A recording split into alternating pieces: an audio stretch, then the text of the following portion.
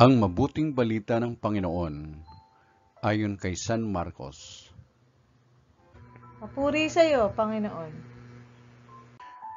Noong panahong iyon, nagtungo si Jesus sa lupain ng Tiro at tumuloy sa isang bahay doon. Ayos sana niyang malaman nino man na naroon siya, subalit hindi gayon ang nangyari.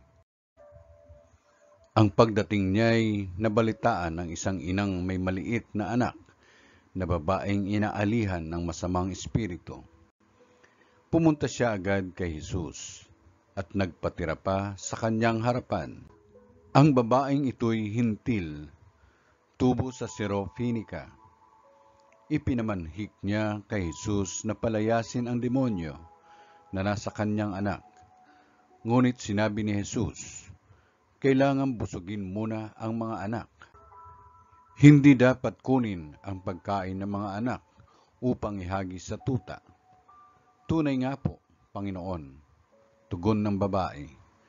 Ngunit ang mga tutamang nasa ilalim ng hapag ay naninimot ng mga mumong nilalaglag ng mga anak.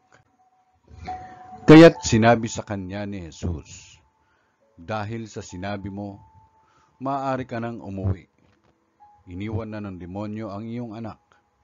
Umuwi ang babae at naratnan niya sa higaan ng bata. Iniwan na nga ng demonyo. Ang mabuting balita ng Panginoon.